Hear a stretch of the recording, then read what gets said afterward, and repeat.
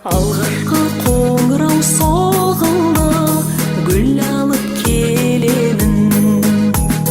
Жаз бойы өзіңді сағындым, мектебім. Аяулы мектебім бағында көктедім, қуаныш күйіңмен шертемін.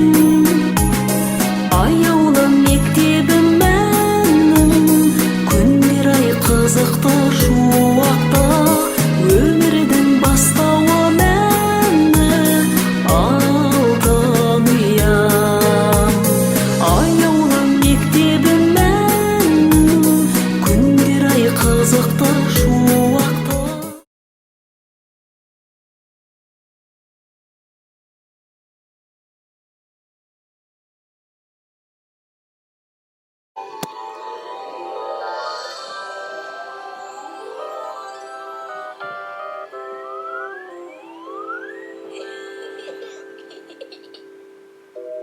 Ай мектеп.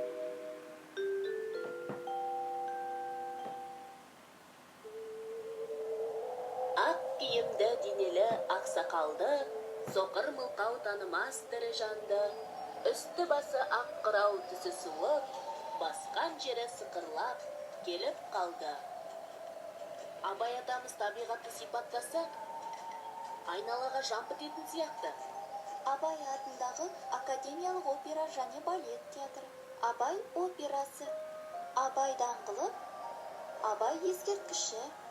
Аға, сіз қазақта ақын көп болған деп едіңіз ғой.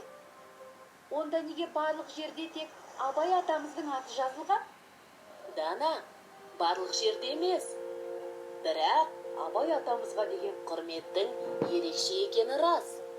Оны қазақтың бас ақыны дейді. Неге? Ол несімен ерекше?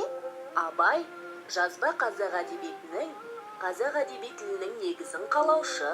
Ол ұлы ақын, ғұлама ойшыл, аудармашы, әрі композитор болған. Онда ол бала кезінен өте қабілетті болған шығар.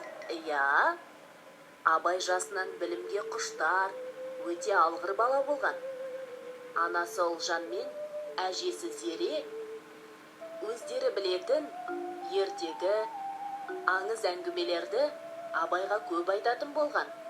Ал әкесі Құнанбай Абайды Семейдегі Ахмет Риза мешіт медресесіне жіберіп оқытқан. Бұл медреседен Абай мұсылманша білім алып, түрік, араб, парсы тілдерін оқыған. Шығыс поэзиясы және сөз өнерімен, оған қоса математика, география, жаратылыстану ғылымдарымен танысқан. Низами, Науаи, Физули және басқа да шығыс әдебиет алыптарының өлеңдерін көп оқыған.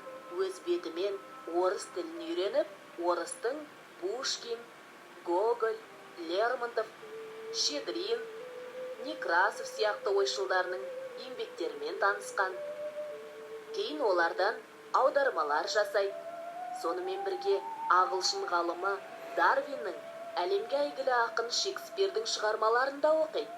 Осылайша дүние танымын кеңейтіп, білімін шыңдай береді. Әкесінің қалауымен ел ісіне ерте араласқан Абай тез есейіп, жастайынан сөз өнеріне, билердің шешендік өнеріне құлақ салып, бойына сіңіре білген.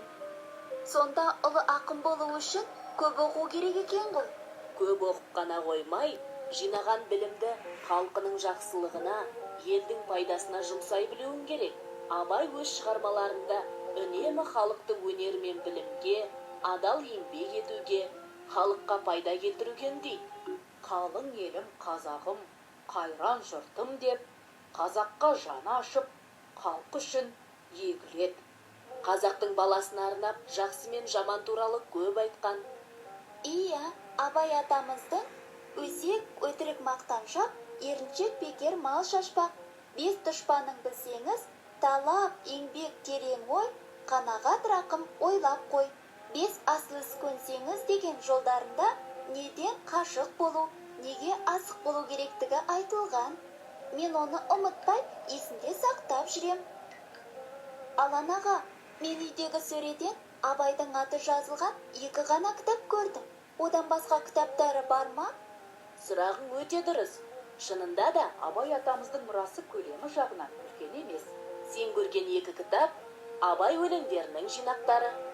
Одан басқа Абай атамыздың 45 қара сөзі бар. Олардың әрқайсысы көлемі жағынан шағын ғана, бірақ мағынасы өте терең. Жеке шығарма. Аға, мағынасы терең деген не? Оны қалай білеміз? Бұл сұрағың қиынырақ. Менің ойымша, терең мағына әр адам оқыған сайын жаңалық көре алатын ерекше туындыға тән болады. Қарашы, Ұлы ақын Абай атамыздың өмірден өткеніне 100 жылдан аса уақыт өтсе де, содан бері адамзат тарихы қатты өзгерсе де, ақын сөздерінің мағынасы еш ескірген жоқ. Рахмет аға. Мен Абай атамыз туралы көбірек біліп, оның айтқан сөздерін түсінгім келеді. Жүр ендеше, Абай атамыз туралы операны көрейік.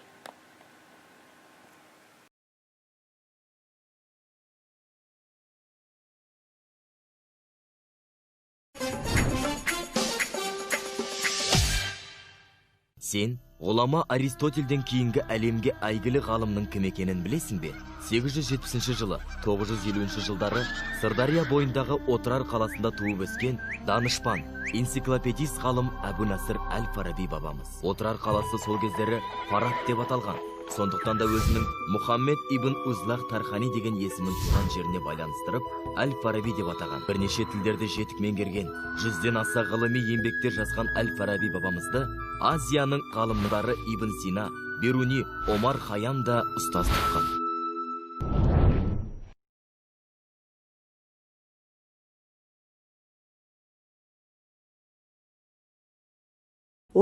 Тамыз еліміздің ең мерейлі мерекелерінің бірі Қазақстан Республикасының Конституциясы күні. Конституцияның баламасы ата заң. Олай болса, ата заңымыздың қабылданғанына биыл 25 жыл толып отыр. Конституция мемлекеттің өмір сүру ережелері жинақталған еліміздің басты құжаты. Ол ту, елтаңба, әнұран сияқты рәміздердің қатарына жататын құндылықтың бірі. 1995 жылы 30 тамызда Қазақстан Республикасы Конституциясын қабылдады.